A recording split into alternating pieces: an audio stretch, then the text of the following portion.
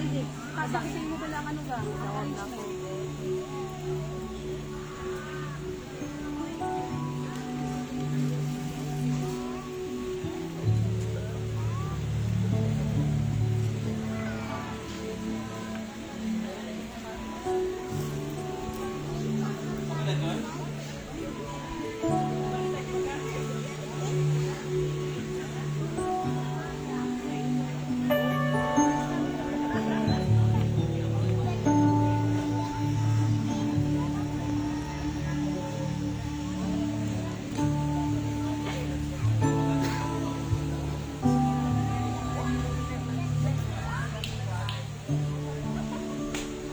Okay.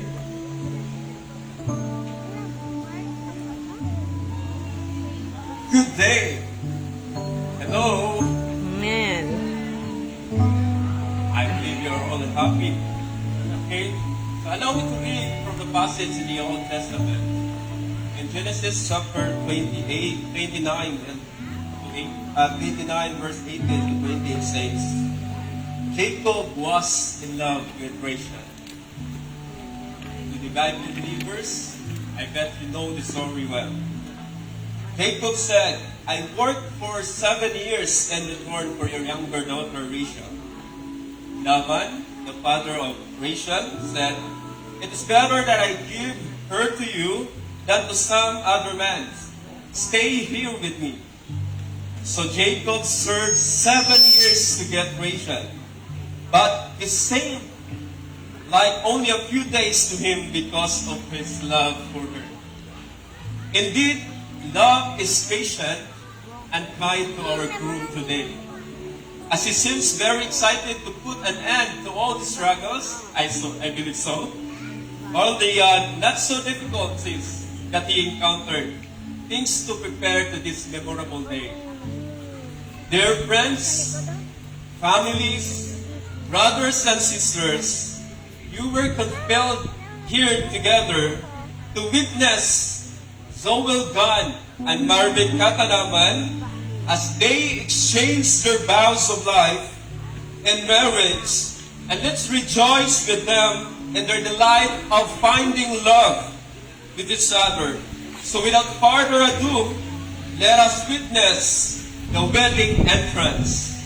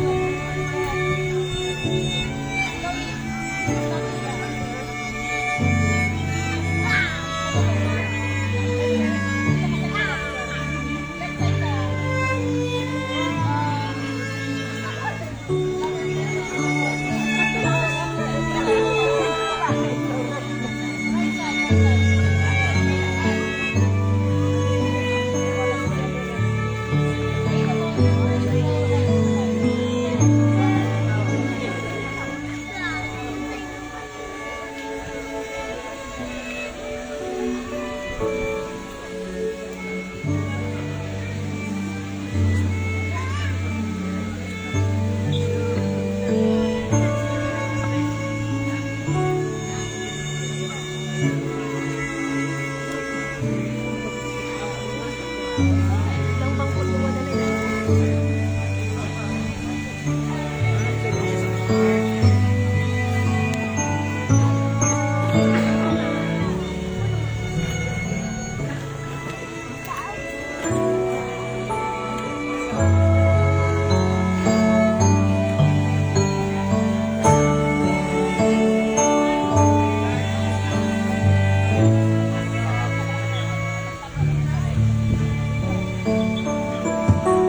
Uy, talak na! Tulak lang yung nilagay mo. Kamusta nga muna?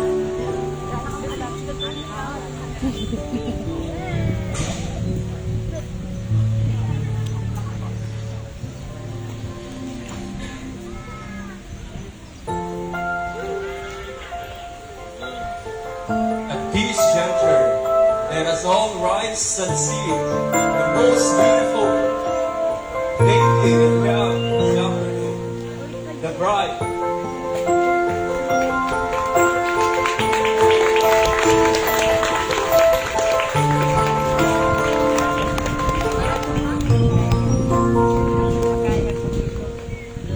Guys, slowly lang dahil. Mag-walk guys, slowly lang dahil.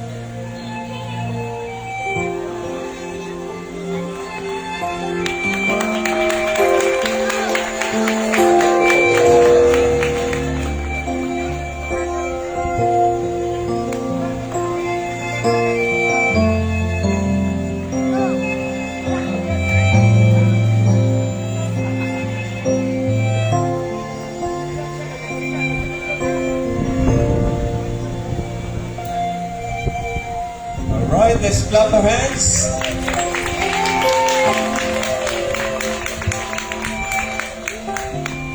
I believe that the most important individuals are now here and ready to begin the wedding ceremony. So let us begin this celebration with prayer to be led to us by Brother Allen Branto.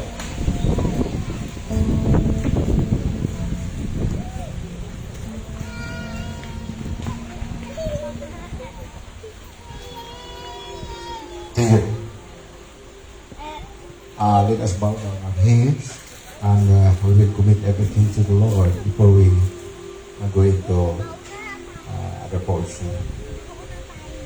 Lord God, Creator of heaven and earth, Lord, once again, we approach thy throne this afternoon, Lord, with these two that they're about to be united, Lord, because this is one of your great attributes, Lord. This is one of your plans behind your mind, Lord. It's about the creation. It's the mystery again, Lord, revealed unto us about this wonderful spiritual bride and groom, which this is the very replica, Lord, in the natural ceremony that we are about to witness this afternoon, Father God. Salamat kayo, Ginoo, Lord, nga gidulong nimo ang among mga lawas diri ni lugar, Ginoo, aron makatambong kami amahan niining kung aduna pay usog nga maingon ini, Ginoo, Lord, for this must be the last, Lord,